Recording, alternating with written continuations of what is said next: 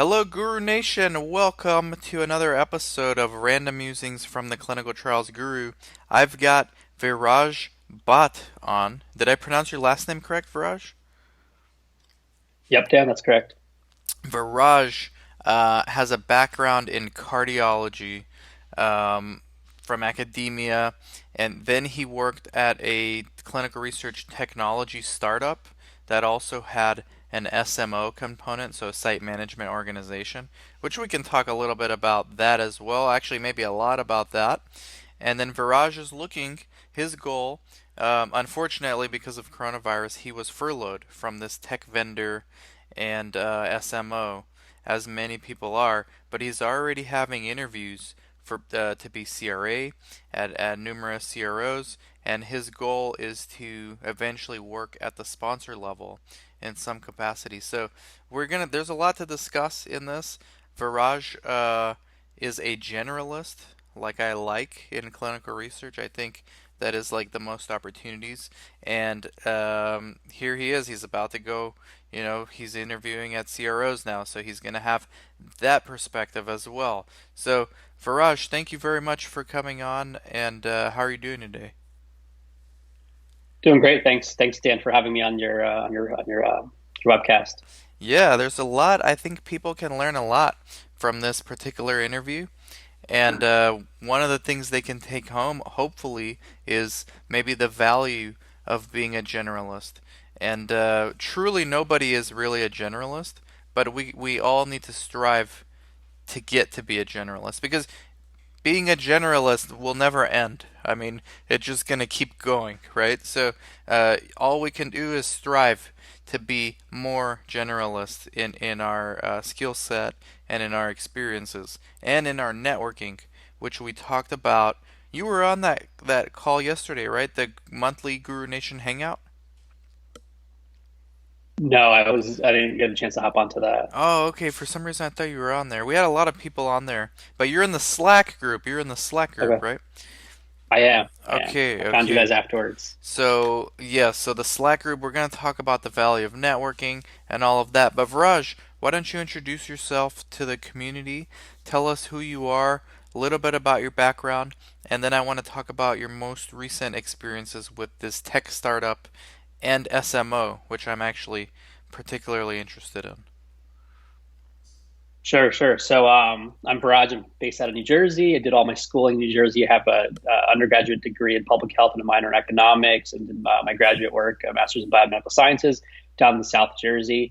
I worked in academia, doing cardiology research, medical devices, a lot of work with structural heart failure, and transcatheter therapies.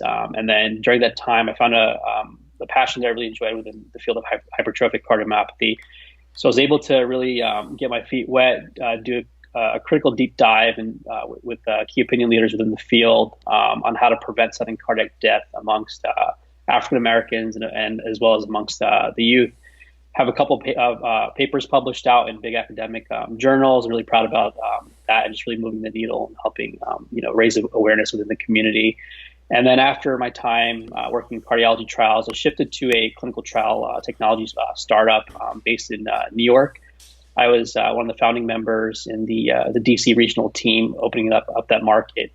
We had a group of about four folks that were in charge of managing that market.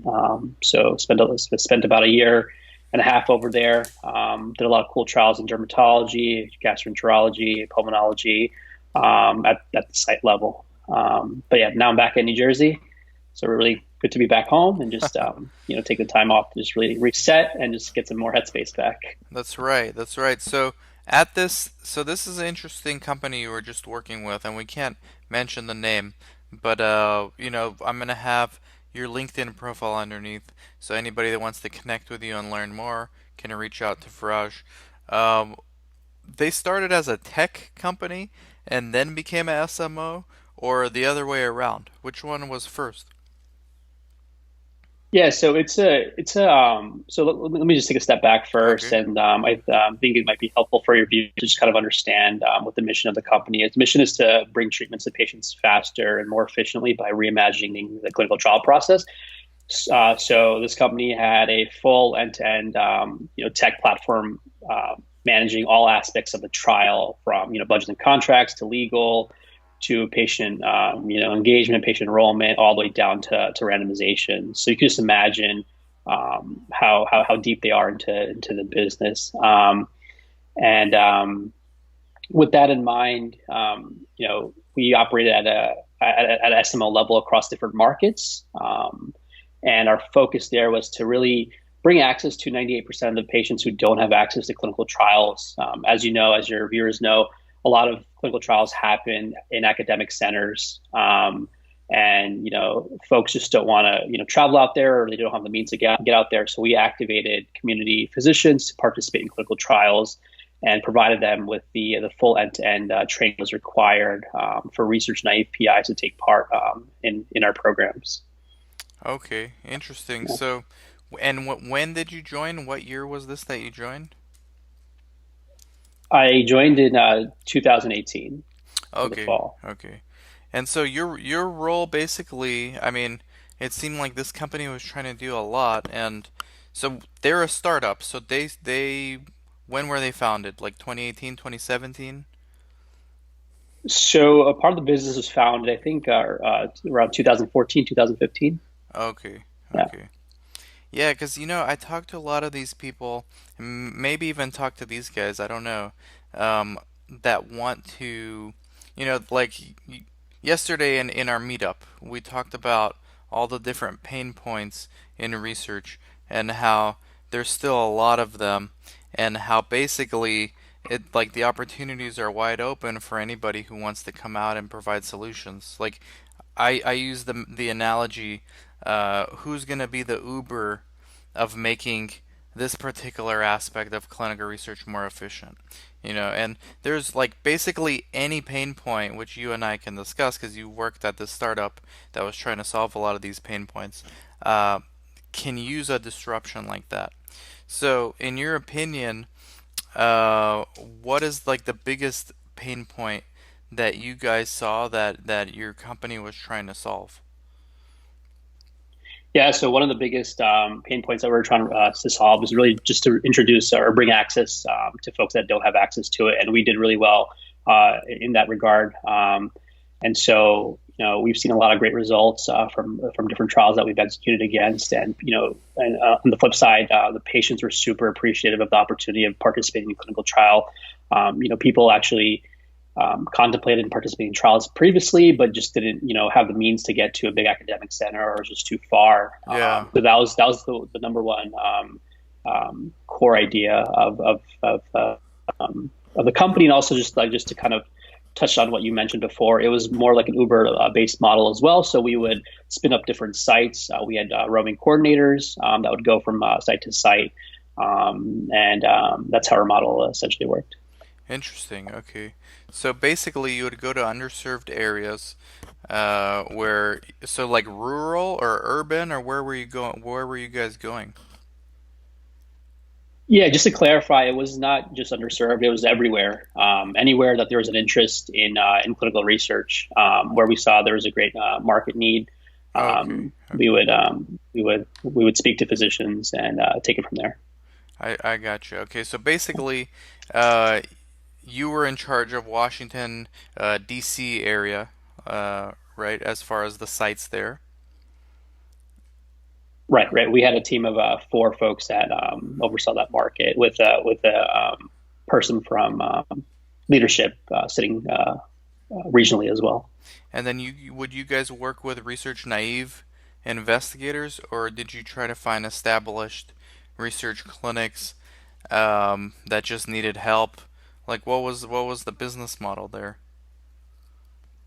Yeah, so our biggest interest was just really going where the patients were at, right? So it was mostly research naive physicians. And then even within the community setting, you would find principal investigators who were, engaged in research during, fellowship or shortly after training, and, decided to go into private practice because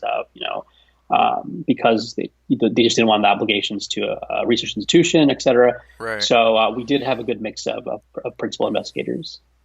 Okay, and then so your role, I mean, when you're in a startup, you pretty much have a role of whatever needs to be done at that particular moment. But like one of your main roles, I guess, was onboarding these new sites, like these new investigators. Right. So myself, as well as I have colleagues out in different teams, we would work very closely cross-functionally just to make sure that our investigators were fully comfortable with executing these protocols. So, a part of the clinical team, we would really do a deep dive even before a site qualification visit or even a pre-site qualification visit. We would sit down and make sure that these physicians really have a great grasp of the inclusion and exclusion criteria, just making sure that they're they understand their feasibility that they've submitted, and just making sure that we do a great job of making the PIs feel really comfortable. I gotcha. And how successful was this company in bringing on studies? What was the feedback from sponsors? Because, sponsors, they don't really like SMOs too much these days. So what did you guys ever encounter those kind of issues, or what was the feedback you guys got from pharma? Yeah, it's a great question. I think we had a great deal of success at the SMO site only because I think our operations were really disruptive and innovative. We did make it really easy for pharma to partner with us. We had the technology and the tools to really differentiate us versus any other SMO that's opening up. And I think just from the feedback that I've heard across companies that we were a great partner to work with, and our results were exceptional in trials as well. So And what we recruited a lot quicker than others. We were able to quickly activate a lot quicker than your industry standards. So we really had a true mission driven culture where everyone was on board, from the people executing on the ground to the PIs to the folks in legal and finance. what were some of the technologies that you guys put into place that differentiated you guys from, let's say, another SMO or another site network? Yeah, sure. So we had an electronic EDC platform, or sorry, eSource platform that we eSource, okay. had. That was actually super robust. A lot of great tools that were built into there to make the coordinator's job a lot easier, to make sure the monitor's jobs are a lot easier. So we really took a holistic approach on how we're designing our tools and just being super thoughtful on what the end goal of the whole entire process was to really bring treatments to patients faster and more efficiently. Yeah, I bet you now, with in the middle of this coronavirus lockdown, uh, the monitoring is really easy on those sites because they're all using eSource. Yeah, absolutely, absolutely. And okay, so eSource seems to be like the foundation for the technology, and that makes sense. I guess that makes sense. What about like study startup, or, for example, another important metric, probably the most important metric, is patient recruitment. How did you guys do that? Did you use any technology for those things? Yeah, absolutely. So we had a dedicated patient recruitment team, worked very cross-functionally with the marketing folks just to make sure that the patient recruitment as well as the marketing folks had special campaigns for each trial. So there was dedicated teams that would just build out conditional forms, websites, and whatnot for targeted recruitment. And then we also heavily relied on site level recruitment.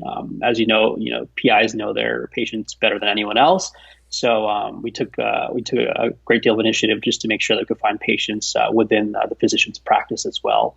And then yeah, I got you. Okay, and then unfortunately, you got furloughed, um, because you were, I guess, part of the sites within this SMO's network. Um, I'm assuming they didn't need to be furloughed, like the site personnel. yeah, that's correct. Yeah, it really depended on like the volume and the activity that we had at certain Okay. sites. Yeah. And Uh, as you know, a lot of the studies are being put on pause. yeah, a lot So of them.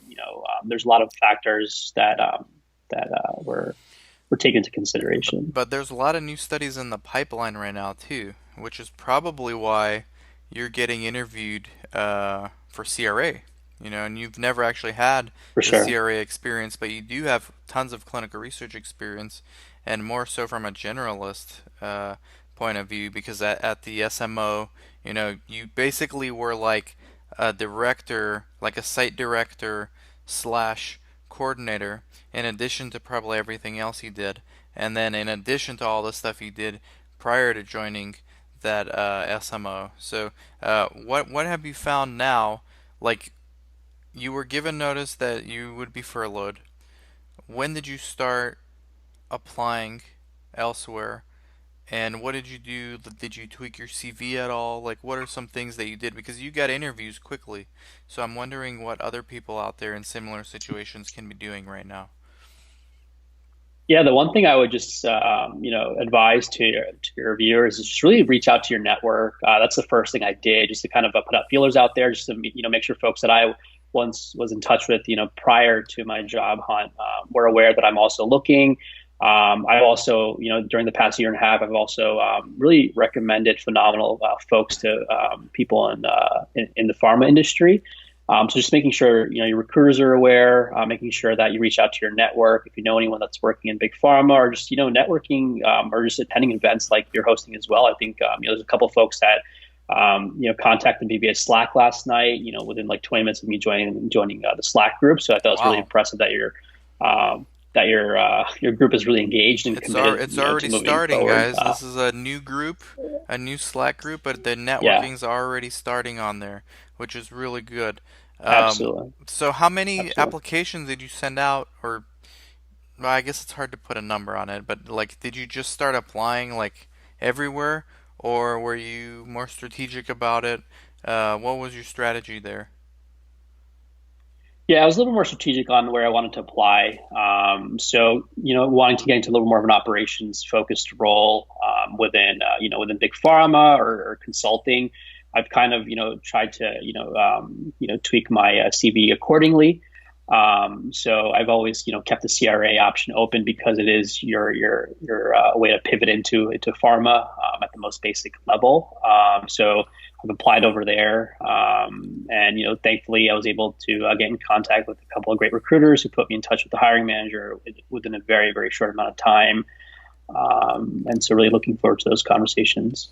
And yeah, because it looks like that one's promising for you. You're on your new multiple interview with the same company. So, did they give Yeah. you any feedback in the interview of why they think you might be a good fit? No, the interview is actually happening in the near future, so I haven't had that. I talked to the recruiter previously. I'm assuming, it was because of my extensive experience within research. As you know, I have a pretty broad based approach in research between site management to Yeah. publications under my belt, to working with complex therapeutic areas. So you can see that there. See, that's what I'm telling people. Like it's unfortunate that people are getting furloughed right now, and for various reasons. I mean, some companies are mismanaged, others really just ran out of money. Others just horrible luck. I mean, there's timing that's involved. Some sites could have had studies stopping right before coronavirus, and they were really depending on the new study starting, and they never did. It's a lot of variables that go into it, but bottom line, if you get furloughed and you have a decent amount of experience and you've been working on being a generalist, you are going to get hired and probably by a tier higher. So, for example, site one tier higher would be a CRO, a tier higher from CRO would be sponsor. Usually, what I've been noticing is like the people getting furloughed are getting hired by companies like one tier higher than where they used to work, which is like, I mean, I just interviewed somebody who got furloughed from a site also, and now she's a CRA in a month, like in less than a month. Oh, So like the worst thing that could have happened to her was actually the best thing that could have happened to her. So I for think we're sure. seeing that a lot now. A lot of CRAs are getting furloughed from these CROs, and you know who's hiring them? Sponsors right now.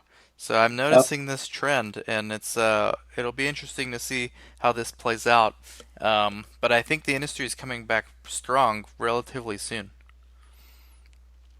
Yeah, no, I agree with you. There's a lot of great, exciting things that are happening during this time. Like, there's no time greater than ever right now that we need to really, get these treatments out to market and, make sure that we could, run these trials as efficiently as possible. So there's definitely going to be a need for folks in the clinical research industry. And just to kind of, piggyback off of what you said, I think in the previous interview, but there's a job for everyone within clinical research, whether you're in finance, marketing, legal, medical, clinical. There literally you could do anything within clinical research.